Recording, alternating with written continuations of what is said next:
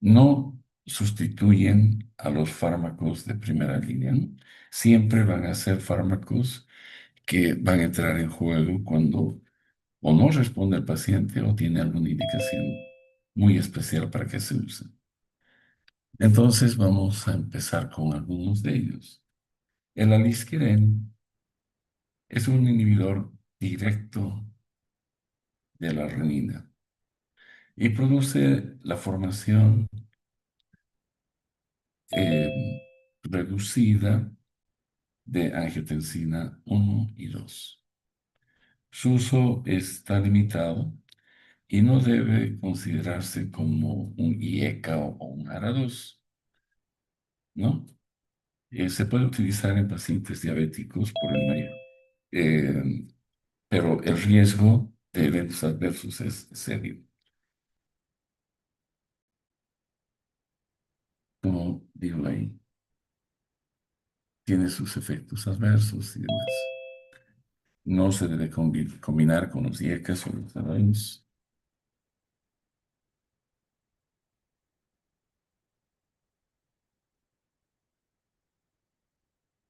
Otro grupo de fármacos son los vasodilatadores directos.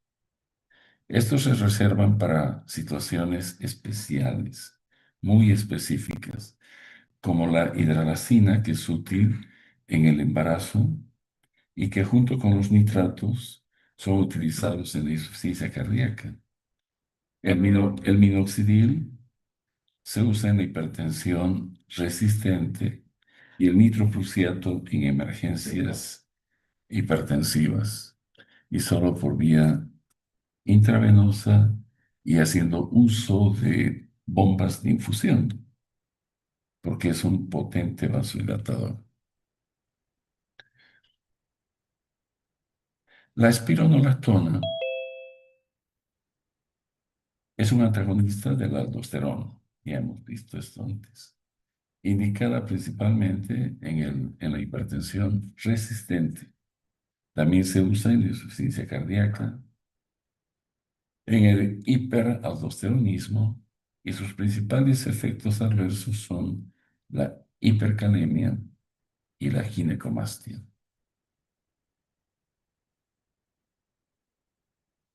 Otros fármacos de segunda línea son los alfa bloqueadores, que producen una vasodilatación por bloquear los receptores alfa 1.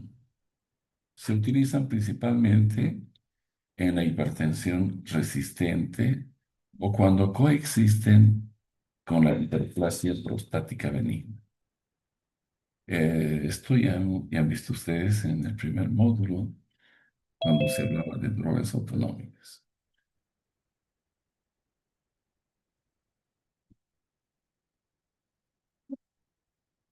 La prazosina y la doxazosina son los principales alfa bloqueadores. Son especialmente útiles en pacientes con hipertensión arterial e hiperplasia prostática benigna, aunque su uso es limitado por el riesgo de hipotensión ortostática. Son fármacos que producen vasodilataciones muy bruscas y el paciente puede presentar el síncope de la primera dosis y requiere cierta experiencia. Por eso es que generalmente la segunda línea de fármacos es utilizada por cardiólogos a los cuales debemos remitir a los pacientes que son resistentes al tratamiento de primera línea.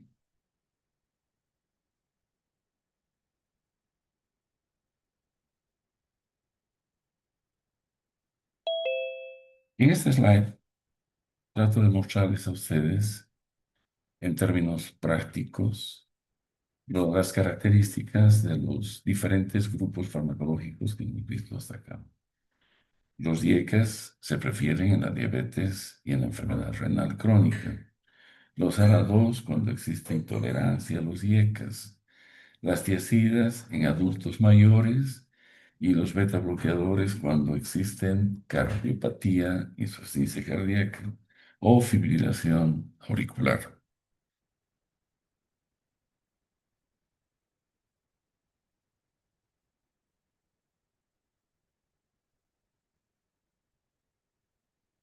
El tratamiento farmacológico debe iniciarse cuando la hipertensión es persistente y existe alto riesgo cardiovascular, daño de órganos blancos, diabetes o enfermedad renal crónica. El objetivo va a ser siempre reducir el riesgo cardiovascular global, no solo la hipertensión arterial.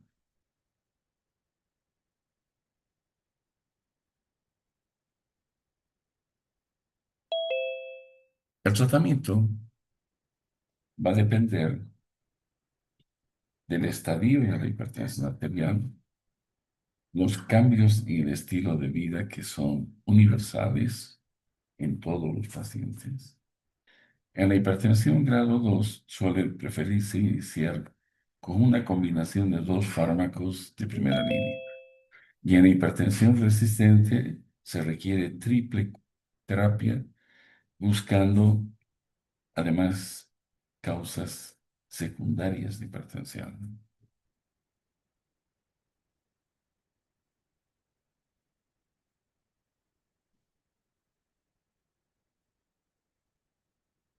La selección del tratamiento siempre debe individualizarse, considerando el nivel de la presión arterial, el riesgo cardiovascular, las comorbilidades y el daño de órganos blancos. Esta es la base de una farmacoterapia razonada.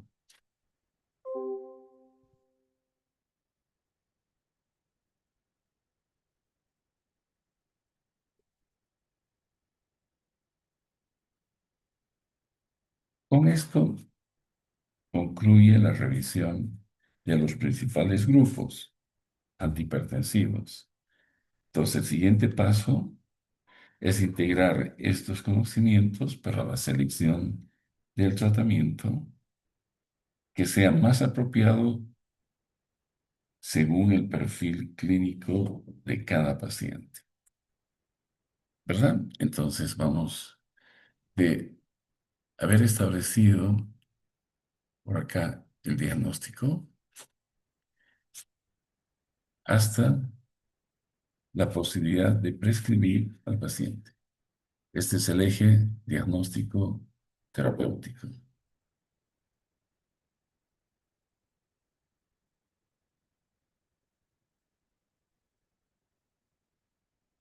El tratamiento farmacológico debe iniciarse en todos los pacientes con hipertensión de grado 1 o mayor, cuando el riesgo cardiovascular es de al menos moderado.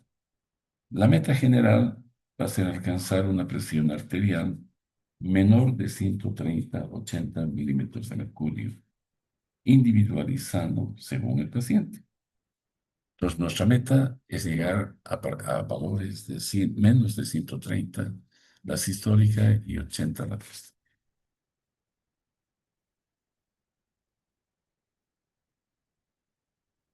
El tratamiento debe seguir un enfoque escalonado. ¿Esto qué significa? Que hay que seguir, avanzar lentamente y paso grada por grada en un escalón hasta lograr el objetivo terapéutico.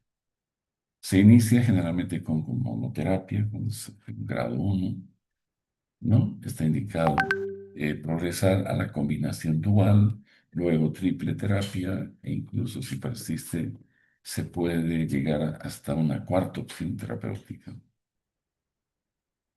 como indicó ahí.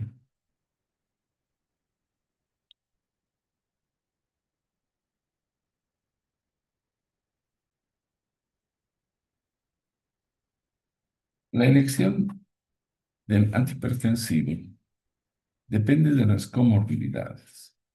En pacientes que son diabéticos o tienen enfermedad renal, normalmente se prefieren los IECA o los ARA2, que tienen propiedades renoprotectoras. En la insuficiencia cardíaca, la combinación recomendada es esa, justamente porque son capaces de revertir o detener el remodulamiento cardíaco. En el postinfarto, los beta bloqueadores más IECA y en el embarazo, pues el abetalol, o el nifedipino o la metildopa. En esta tabla ustedes van a poder revisar. En cada uno de ellos, pues hay algunos de los fármacos que son los que la evidencia indica que podemos lograr mejores resultados.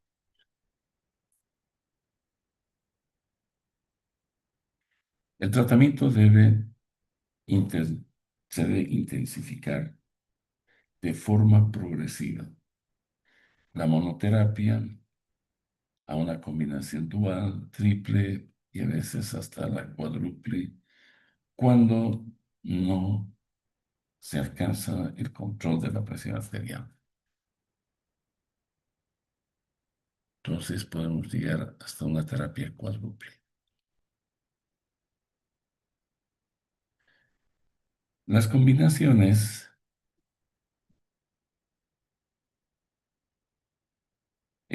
posibles están resumidas en este algoritmo terapéutico. El mensaje es clave, ¿no? Es escalonar el tratamiento de manera ordenada hasta alcanzar la meta de presión arterial, individualizando cada decisión. Son las posibles combinaciones y cómo usar.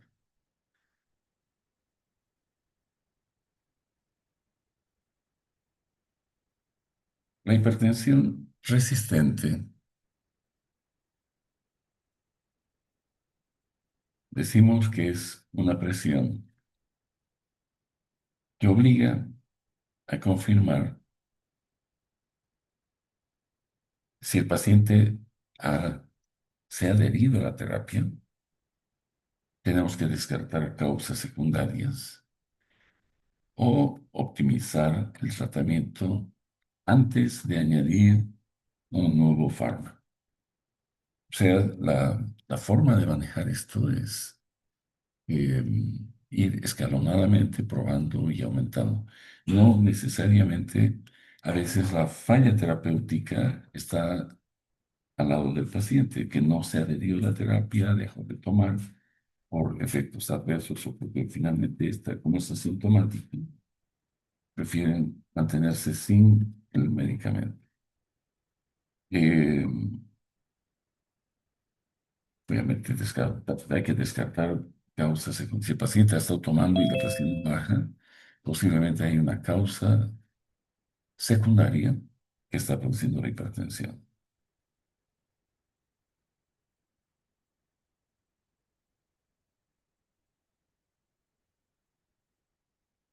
La combinación de antihipertensivos debe aprovechar los mecanismos de acción complementarios para mejorar la eficacia y reducir los efectos adversos.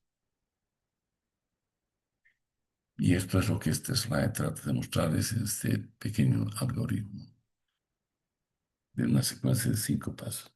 El último va a ser siempre referir al especialista si es que con una terapia cuádruple no podemos controlar la presión arterial.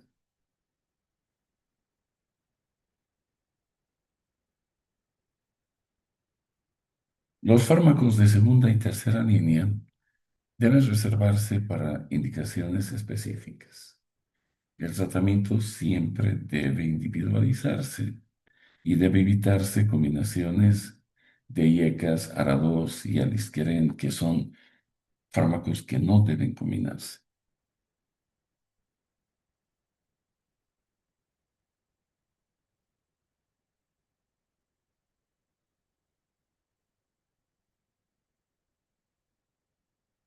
El éxito del tratamiento va a depender de la elección del antihipertensivo adecuado para cada paciente. Hay que mantener un seguimiento periódico y ajustar la terapia hasta que alcances las metas que has establecido o están establecidas por la medicina alopática en base a las evidencias. Y para terminar con este tema, como mensaje final, Lo que deben ustedes recordar es que la hipertensión arterial es una enfermedad crónica tratable. El objetivo de la farmacoterapia no solo es disminuir la presión arterial, sino prevenir eventos cardiovasculares, proteger los órganos blancos y obviamente mejorar la sobrevida del paciente. Con esto habríamos terminado el tema de hipertensión y me van a dar un minuto para que pueda cargar el siguiente tema.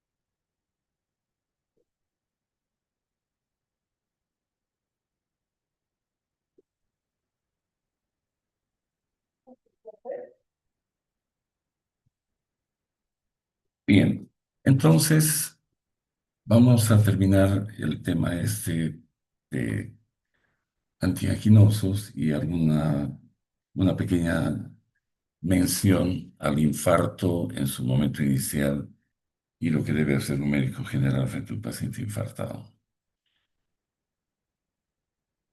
La angina de pecho es la manifestación clínica de la isquemia miocárdica. O sea, estamos hablando de que la angina de pecho es un síntoma. En esta revisión que vamos a hacer, la fisiopatología, los principales grupos de antianginosos y sus aplicaciones clínicas, vamos a enfatizar el tratamiento basado en la reducción de las demandas o el aumento del aporte de oxígeno al miocardio.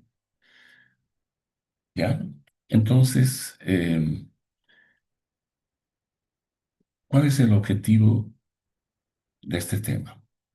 ¿Qué es lo que ustedes deberían aprender? Al final de esta pequeña sesión, porque no es muy larga, ustedes deben comprender por qué aparece la angina de pecho, cómo diferenciamos sus principales formas clínicas, conocemos el mecanismo de acción de los antianginosos y seleccionamos el tratamiento inicial según el contexto clínico, incluyendo el síndrome coronario agudo. Entonces, para eso vamos a seguir avanzando. ¿Por qué es importante la angina del pecho? La cardiopatía isquémica continúa siendo una de las principales causas de muerte. La angina suele ser la primera manifestación de la enfermedad coronaria y representa una oportunidad para diagnosticar y tratar precozmente, disminuyendo el riesgo de infarto y otras complicaciones cardiovasculares.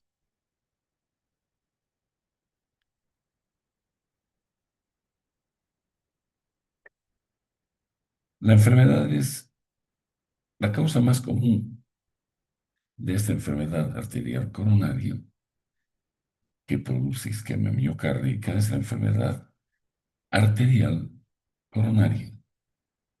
Cuando el flujo coronario disminuye, el aporte de oxígeno resulta insuficiente para cubrir las demandas del miocardio y aparece la angina de pecho como una expresión clínica de ese desequilibrio.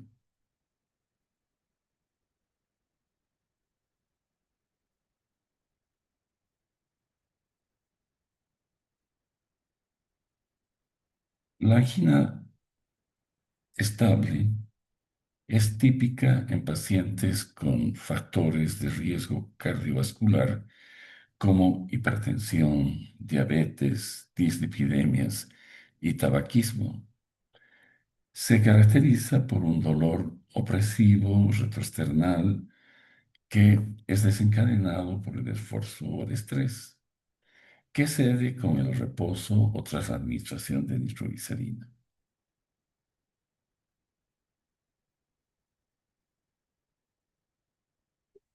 El mecanismo fundamental es un desequilibrio entre el aporte y la demanda de oxígeno.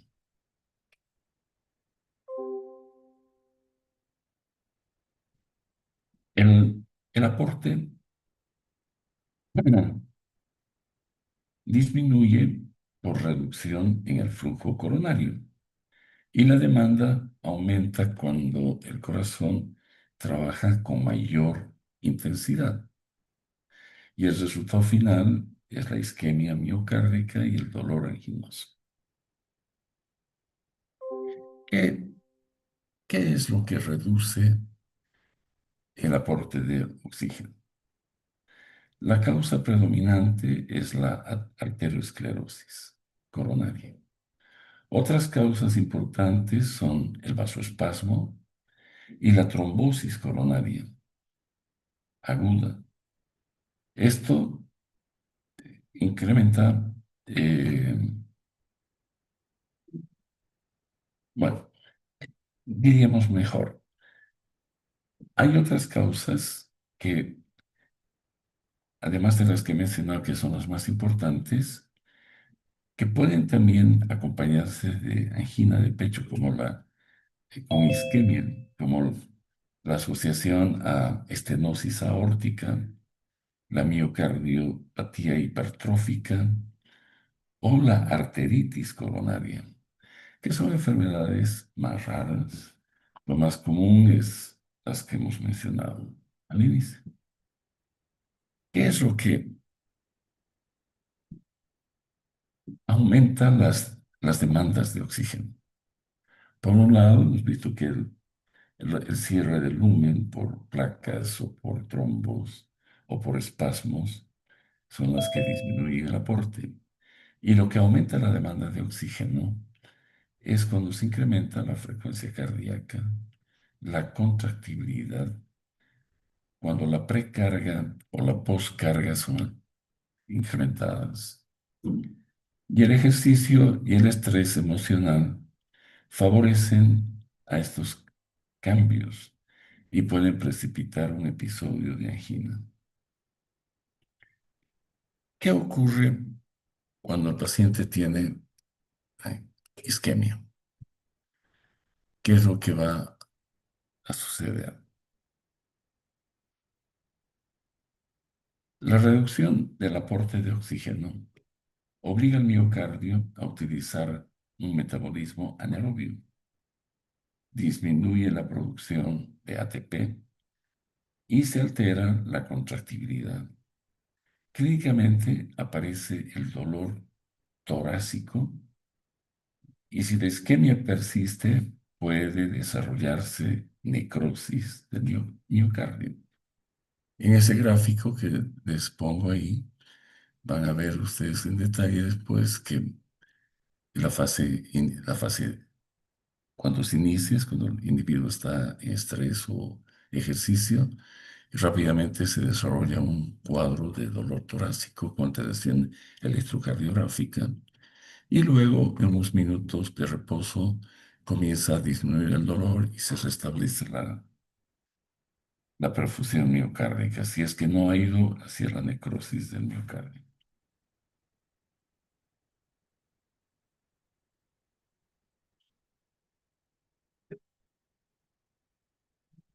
Todo tratamiento antianginoso busca establecer el equilibrio entre el aporte y la demanda de oxígeno. Para lograrlo, podemos aumentar el flujo coronario o disminuir la frecuencia cardíaca, la contractibilidad o la precarga y la poscarga, reduciendo así pues el consumo de oxígeno por parte del miocardio. Esa es más o menos la estrategia, el principio fundamental de la terapia antianginosa.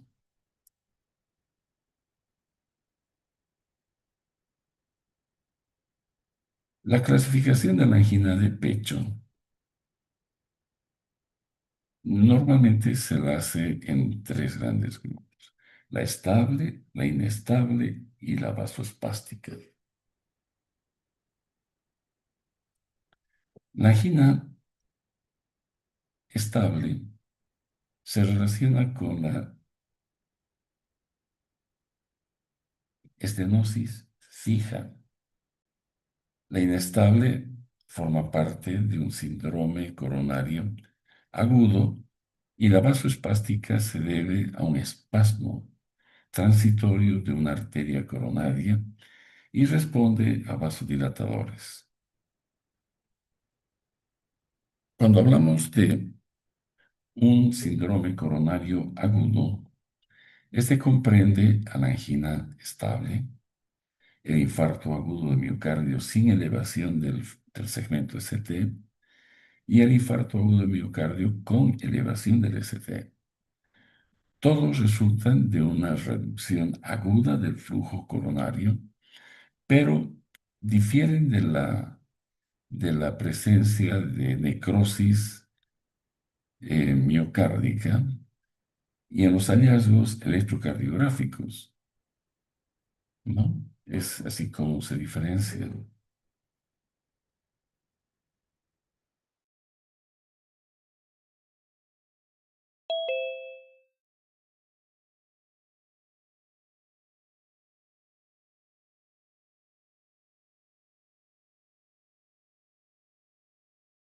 El objetivo del tratamiento es aliviar la angina, manejar la capacidad funcional, prevenir el infarto, disminuir la mortalidad y mejorar la calidad de vida. Eso es lo que buscamos con la terapia farmacológica. Todo paciente debe recibir medidas no farmacológicas como la suspensión del tabaquismo, el control de la hipertensión, de la diabetes y dislipidemia, una alimentación saludable, actividad física que debe ser individualizada y reducción del estrés. El oxígeno solo está indicado cuando existe hipoxemia. El oxígeno no se usa de rutina.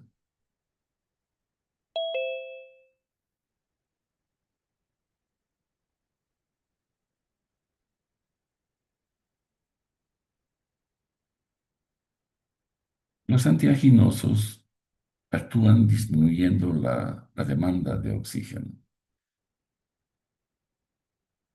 como los nitratos, los betabloqueadores, los bloqueadores de los canales de calcio y la ibabridina, o también otros mejorando el aporte de oxígeno y la eficiencia metabólica, como lo hacen los nitratos, los betabloqueadores, los bloqueadores, perdón, de canales de calcio, la ranolizina y la trimetazidina, que las vamos a ir viendo a cada una de estas para que vayan viendo cómo es que trabajan.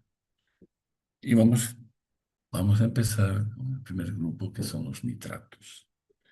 Los nitratos son los antiaginosos de acción más rápida. Actúan liberando óxido nítrico. Producen vasodilatación y son el tratamiento de elección para aliviar rápidamente una crisis de angina de pecho. Los principales agentes son la nitroglicerina, el dinitrato y el mononitrato de isosorbida.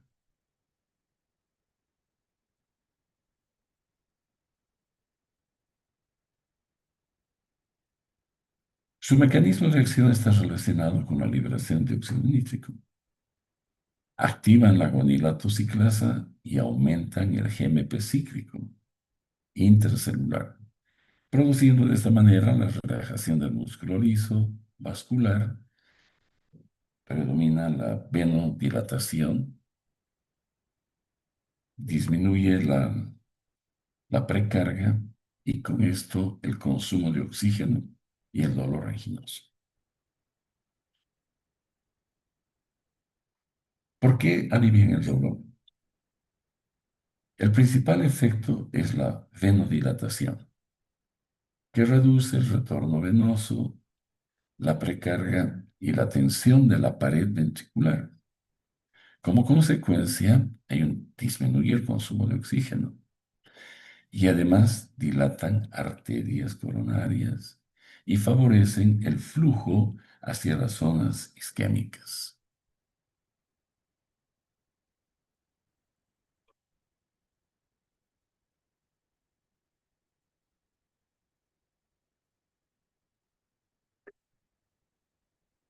La nitroglicerina sublingual se utiliza para la crisis aguda de angina de pecho.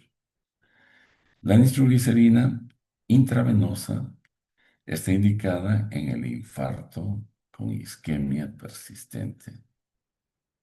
Además, en los edemas agudos del pulmón, en la hipertensión asociada a isquemia, los nitratos de acción prolongada se emplean para prevenir episodios de angina estable.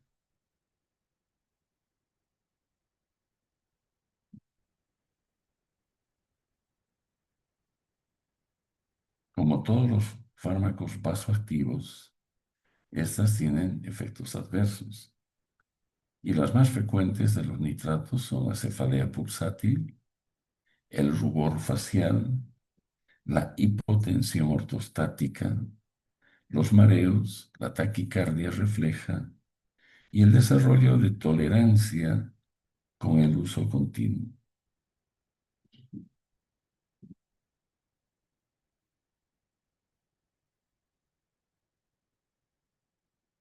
No se deben utilizar los nitratos, están contraindicados cuando el paciente tiene hipotensión grave, shock, infarto del ventrículo derecho y en pacientes que han recibido recientemente inhibidores de la fosfodiesterasa 5 por el riesgo de una hipotensión arterial severa.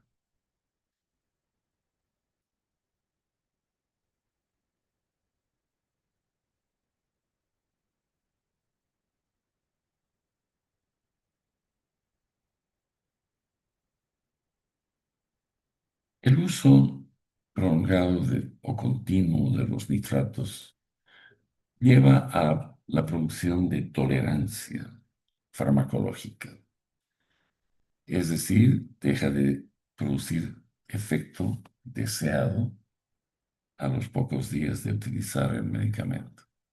Para prevenir esto, debe mantenerse un intervalo libre de nitratos de 8 a 12 horas al día, conservando así su eficacia clínica.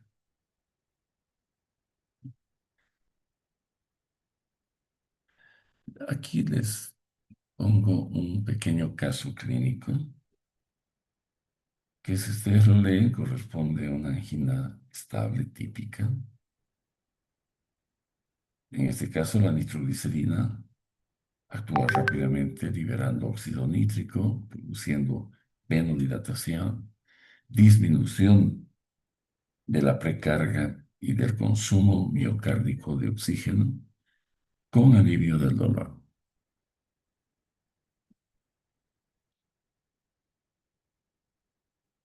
¿No? Entonces hay cositas que cuando ustedes revisen estos slides se acuerden. Ya les he dado las respuestas, pero Me imagino que los que no vienen a la clase no van a tener las respuestas, solo las tendrán que buscar por otro lado. Otro grupo farmacológico utilizado para la angina de pecho son los beta bloqueadores. Los beta bloqueadores son fármacos que ya los hemos visto varias veces. Son en este caso de primera línea en la angina estable sobre todo. Reducen la demanda de oxígeno del miocardio al disminuir el trabajo cardíaco. Los más utilizados son el metoprolol, el atenolol, el bisoprolol y el carvedil. En el mecanismo de acción, ustedes pueden rápidamente pues, deducir que los efectos negativos que tiene sobre las propiedades miocárdicas van a llevar a una depresión de las funciones del miocardio.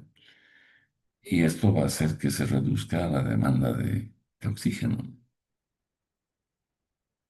Hay una disminución de la frecuencia, la contractibilidad de la presión arterial y además prolongan la diástole reduciendo el consumo de oxígeno y la frecuencia de los episodios de angina.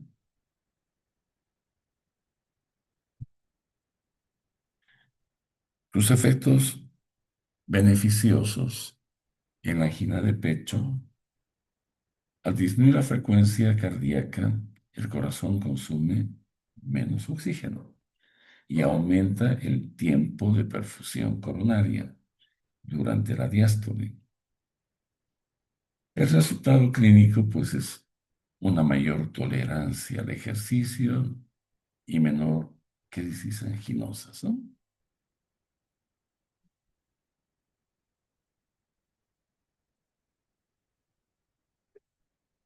¿Cuándo están indicados? Están indicados los beta bloqueadores en angina estable. El pronóstico eh, perdón, es decir, cuando se usa rápidamente después de un infarto de miocardio, las probabilidades de sobrevida son altas. La hipertensión arterial asociada a la angina de pecho y en algunas taquiarritmias también que son útiles. También se emplean en la insuficiencia cardíaca con los fármacos especialmente indicados. No son de elección para tratar la angina vasoespástica, porque no tiene nada que ver con la vasodilatación de coronarias.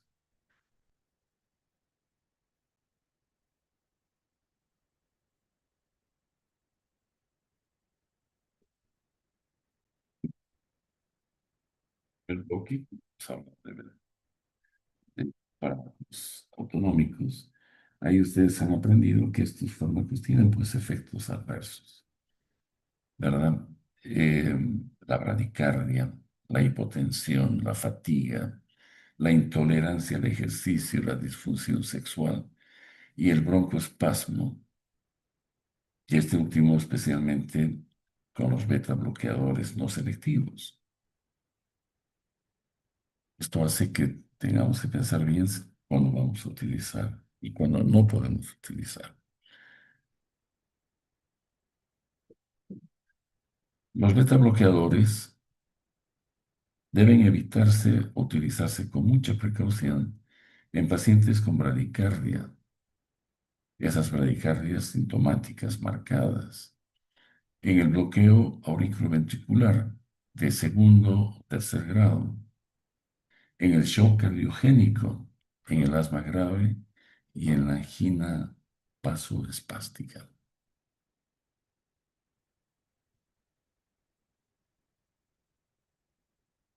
Y a los pacientes con angina estable, como en este paciente, este es un caso clínico de una angina estable con taquicardia e hipertensión. El beta bloqueador constituiría una opción inicial adecuada. El objetivo es disminuir la frecuencia cardíaca y el consumo de oxígeno del miocardio, descartando previamente contraindicaciones probables como bradicardia, bloqueo auriculoventricular o asma grave, ¿no? Es más o menos la, la indicación para este paciente.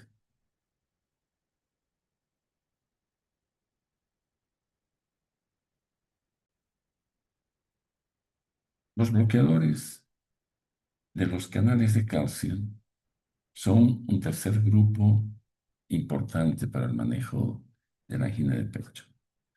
Estos calcio antagonistas reducen la entrada de calcio al músculo liso vascular y al miocardio.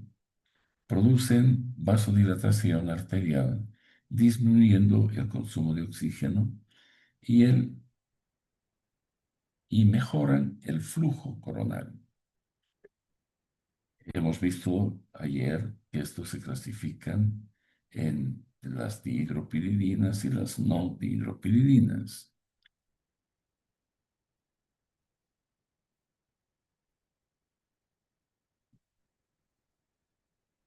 que obviamente tienen sus diferencias.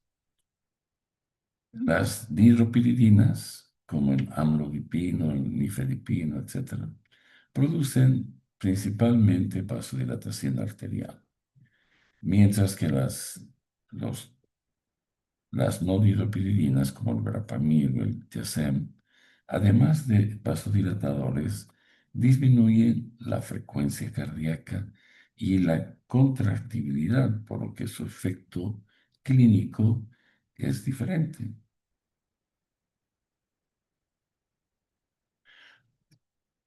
¿Cuándo están indicados?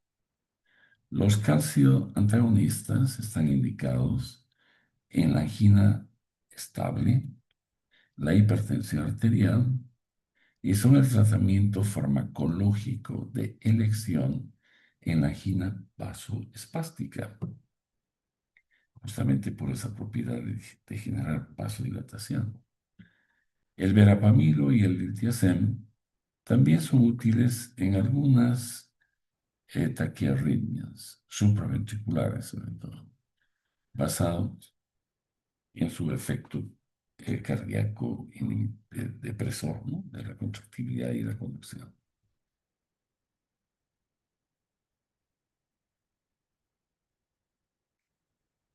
Hemos hablado que los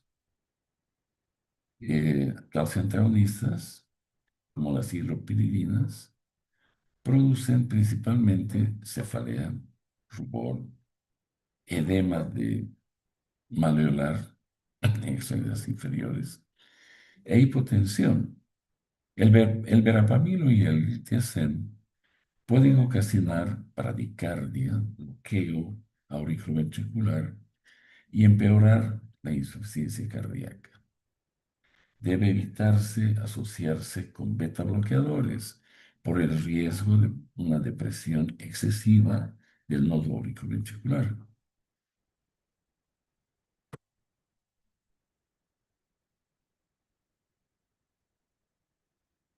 Asociado, pues, siempre a esto, les voy a mostrar un pequeño caso clínico.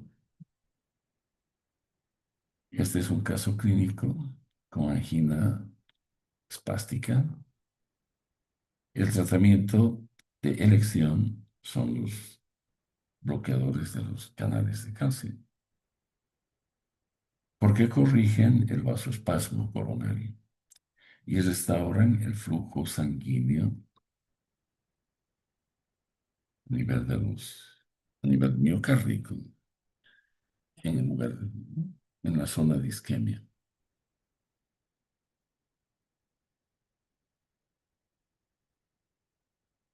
Otros fármacos que pueden ser utilizados, además de estos tres que son el pilar del manejo de la angina de pecho, se encuentra la ivabradina, que es un fármaco que disminuye la frecuencia cardíaca al bloquear la corriente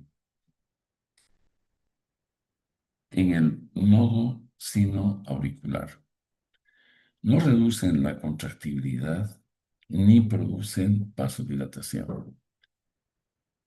Lo que hacen es disminuir la conducción y están indicados en el paciente con angina estable que continúa sintomático o que presentan limitaciones para otro tipo de tratamientos. O sea, se han usado medicamentos, pero no se ha logrado el beneficio que esperábamos, entonces podemos usar estos fármacos que disminuyen la frecuencia. Otro medicamento que puede ser utilizado es la ranolacina. La ranolacina mejora la función del miocardio isquémico al inhibir corrientes tardías de sodio.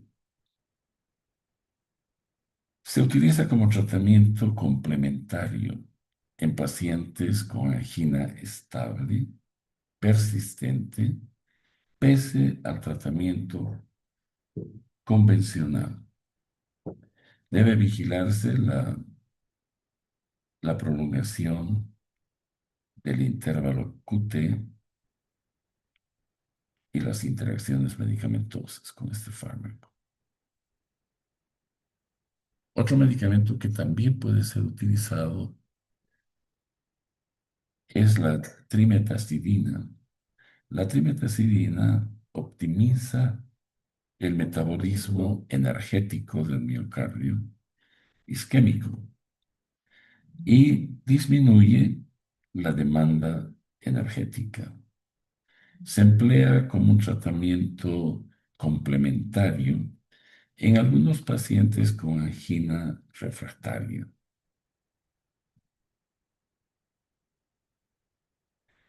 En este slide, lo que intento es mostrarles las diferencias que existen con cada grupo farmacológico que actúan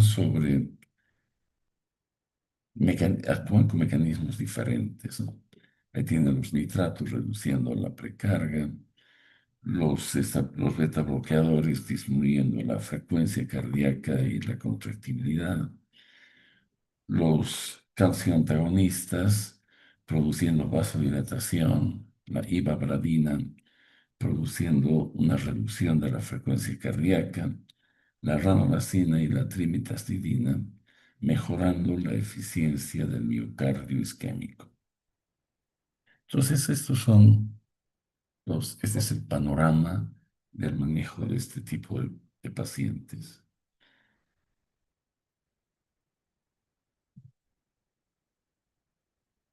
El síndrome coronario agudo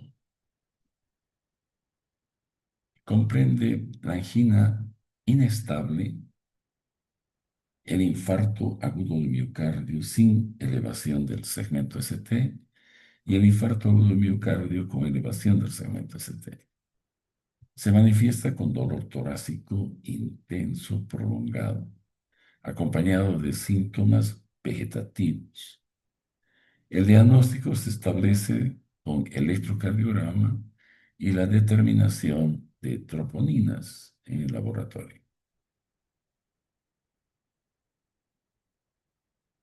El manejo inicial de un síndrome coronario agudo, el objetivo es aliviar la isquemia, limitar el tamaño del infarto, restablecer el flujo coronario y disminuir la mortalidad. Las medidas farmacológicas incluyen el uso lo más antes posible de la aspirina, generalmente a nivel prehospitalar, los nitratos cuando están indicados, oxígeno solo si existe hipoxemia y analgesia según la situación clínica. En algunas circunstancias se puede usar incluso la morfina.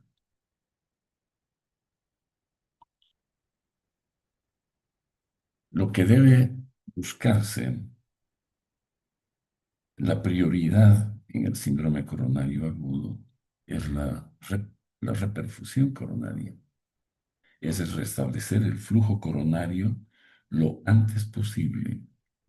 Las intervenciones coronarias percutáneas son el método de elección cuando están disponibles y además disponibles de manera oportuna. La trombólisis se reserva para situaciones en las que la angioplastía no puede realizarse a tiempo. En nuestro medio existen pocos centros en los que un paciente infartado puede ir rápidamente a un tratamiento coronario percutáneo, pero eso sería lo ideal. Cuando el paciente ha sobrevivido al infarto, hay que iniciar un tratamiento postinfarto y ese tratamiento puede incluir el uso de antiagregantes plaquetarios, beta bloqueadores, IECAS o ARA2, estatinas y antagonistas de la aldosterona en pacientes seleccionados, ¿no? Los objetivos son reducir la mortalidad, prevenir el reinfarto y evitar el remodelamiento ventricular y disminuir, obviamente, la posibilidad de insuficiencia cardíaca.